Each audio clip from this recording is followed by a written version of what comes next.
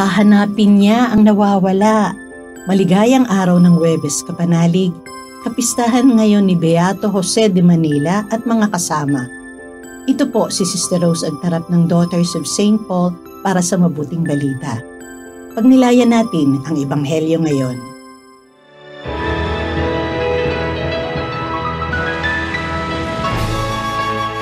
Lumapit kay Jesus ang lahat ng kolektor ng buwis at mga makasalanan para makinig.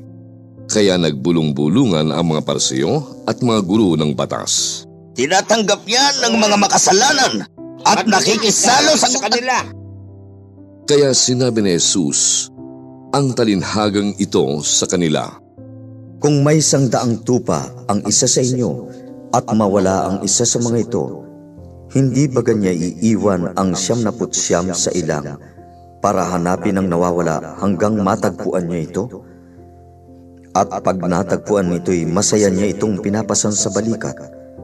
At pagdating sa bahay, ay tatawagin niya ang mga kaibigan at mga kapitbahay at sasabihin sa kanila, Matuwa kayo, kasama ko, sapagkat natagpuan ko na ang nawawala kong tupa.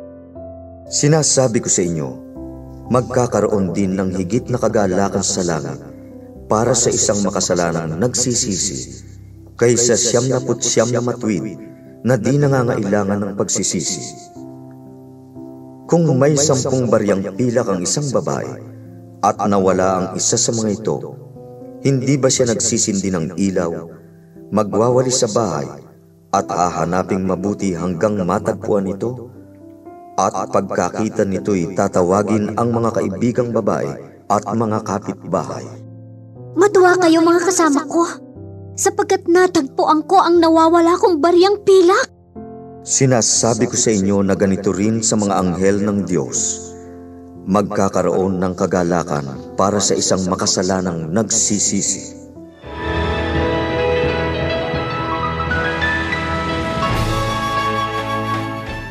Sa mabuting balita ngayon, ikinuwento ni Jesus ang 2 talinghaga. Ang pastol na nag-iwan ng 99 na tupa upang hanapin ang isang nawawala. At ang babae na masinsing naghanap ng isang pirasong salapi hanggang matagpuan niya ito. Sa parehong kwento, hindi tumigil ang paghahanap hanggang matagpuan ang nawala at nagkaroon ng malaking kagalakan. Ipinapakita ni Jesus kung gaano kahalaga ng bawat isa sa atin sa mata ng Diyos. Sa mundong madalas sukatin ang halaga ayon sa pera, posisyon o tagumpay, malinaw ang mensahe.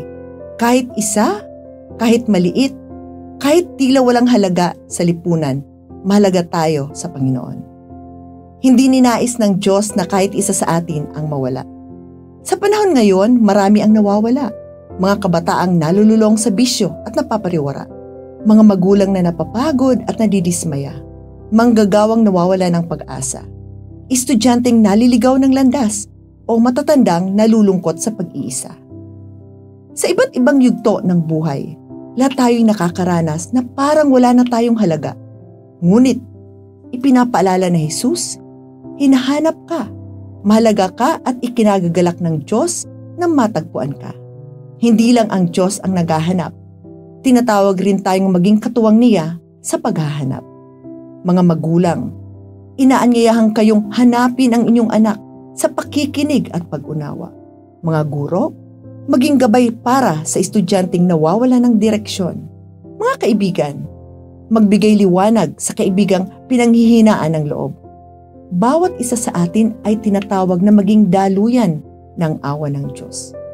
Higit sa lahat, paanyaya ang talinghaga na huwag matakot lumapit sa Diyos. Pagpapatawad at pagmamahal ang kanyang handog. Magsisi at magbalik loob. Mayroong piging sa langit para sa bawat pusong nagbabalik. Mga kapanalig, huwag tayong mawala ng pag-asa sa sarili at sa iba.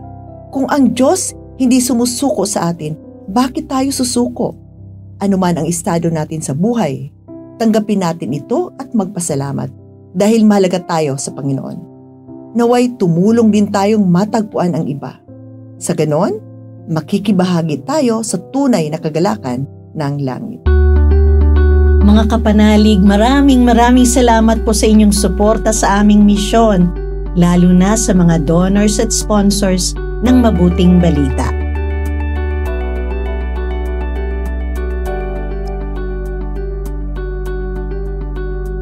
Subscribe, like, share, and follow po lines sa aming social media accounts. At patuloy kaming humihingi ng inyong tulong upang maipagpatuloy ang programang ito. Maaari po ninyong ipadala ang inyong love offerings at donasyon sa aming donations channels. Makakaasa kayo na kasamang lagi ang inyong mga intensyon at kahilingan sa aming panalangin araw-araw. Ito pong muli si Sister Rose na nag-aanyaya sa inyong manalangin para sa mga minamahal nating pumanaw. Pagkalooban mo sila, Panginoon, ng pagkahimlay na walang hanggan at mamulat nawa sila sa kaliwanagang walang katapusan. Naway magpahinga sila sa kapayapaan. Amen. We are here to provide a new way of communicating and proclaiming the gospel.